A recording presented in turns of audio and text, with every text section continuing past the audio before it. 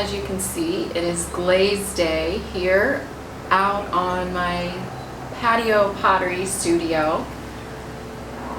I made these spoons a couple weeks ago, and I believe the scoops, I did a video on how to make these scoops. I have large and small scoops that are great for like coffee, rice, beans, anything like that. They're great for, and they seem to be a really good seller in my Etsy shop. So I'm making more of these, and these will be listed soon. And today I'm focusing on some glazing of stoneware and earthenware. Earthenware is a low fire clay, where this stoneware is a high fire clay. So I'm making these a little more minimalistic, and I did these in a textured turquoise, which I think are going to be really pretty when they come out of the kiln, hopefully, fingers crossed. And then I did I don't have that glaze out here with me, but I think this is Timaku. I'm not sure if I'm saying that right, but this is Potter's Choice. And these earthenware spoons will be fired at cone 5. It's so noisy out here. Sorry, this is the only place that I have to film because I live in a really small area, and this is it. So welcome to my studio. You just have to deal with it because I do.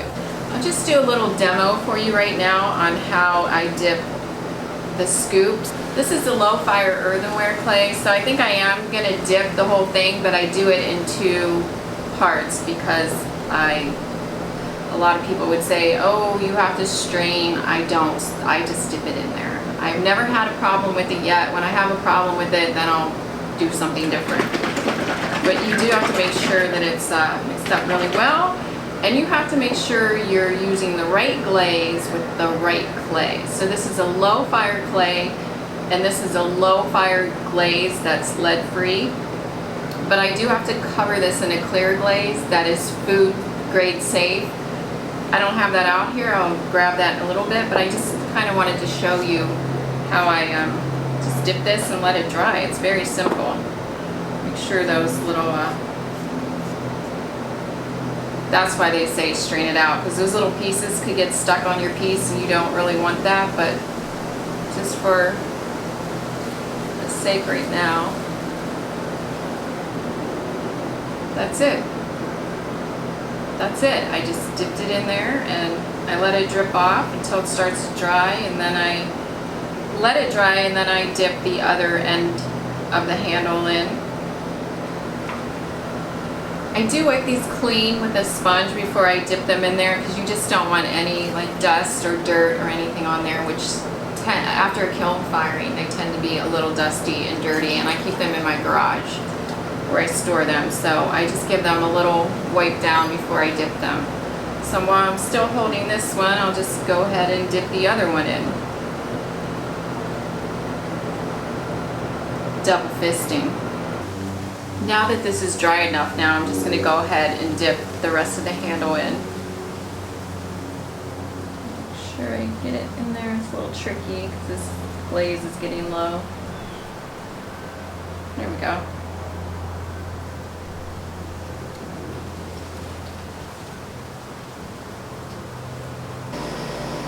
These salad servers I did a tutorial on a couple weeks back, and I will link that up above for you if you're interested in watching that. So this was a custom order from someone on Etsy, and she wants them painted a specific way, so I am going to focus on glazing these today. For the salad servers, I'm going to be using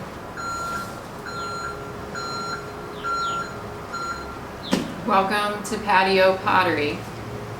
For the salad servers, I'm going to be using the same white glaze that I used on the scoops, because it actually has a firing range between, I think, like 06, cone 06, all the way up to cone 10, but I haven't taken anything in my kiln past cone 5 yet.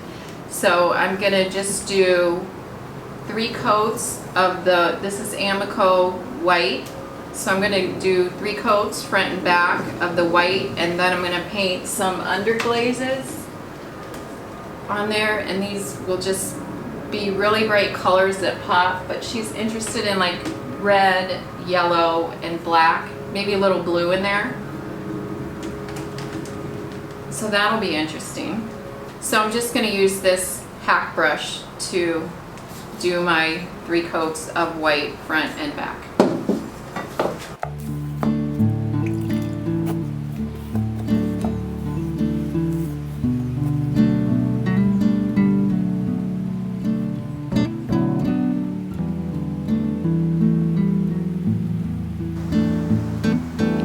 And that's what happens when you don't strain. Now I know why they say to strain your glaze, because there's little clumps that are getting stuck in there.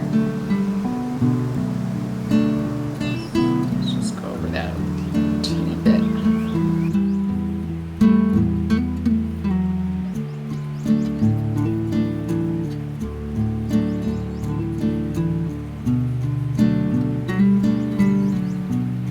This is my last coat.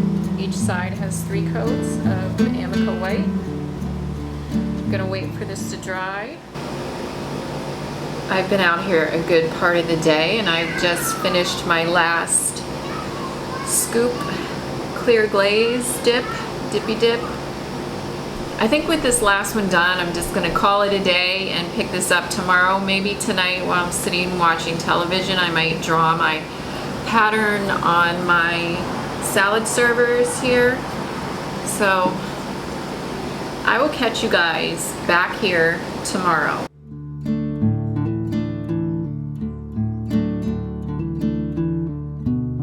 Here you can see that I drew my pattern on with a pencil, and then I did the bright underglazes, and then once this is finished, I'm going to finish it with a clear coat. It is a matte clear coat. I thought these spoons came out really beautiful, except when I put them in the kiln, I fired them at cone 5. They were on some stilts, and then I put them over some cookies, and because they didn't have enough support, they melted. And here you're gonna see, you see, beautiful, exactly what she wanted, but then you could see right there they're bent, and then they stuck to the cookies, so I had to rip that off. You can see that they're still a very beautiful piece of art, and I was able to sand those pieces of the kiln cookie off. I mean, they're still functional and they will still work in a salad, so if anybody wants these, hit me up. I obviously will sell them to you at a discount. Let me know. To do 2 separate firings because one, this was a low fire and the other one was a cone 5 fire. So these are the low fire coffee scoops, and you can see that I use those stilts right there, and then I always put them over a cookie just to be safe, because I learned my lesson. The coffee scoops are for sale on my Etsy shop, and I will put the link below. Here's the second firing I did at cone 5, and these are the minimalistic spoons and coffee scoops. And I always add a pyrometric cone to make sure my kiln is firing correctly.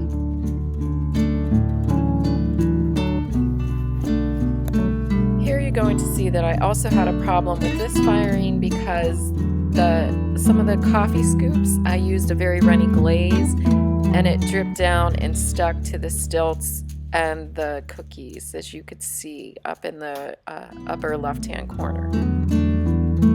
I had a total of 8 of those coffee scoops, but I was able to save half, which is good. I'll take it. I was able to save 2 large and 2 small scoops, and those are for sale on my Etsy shop as well.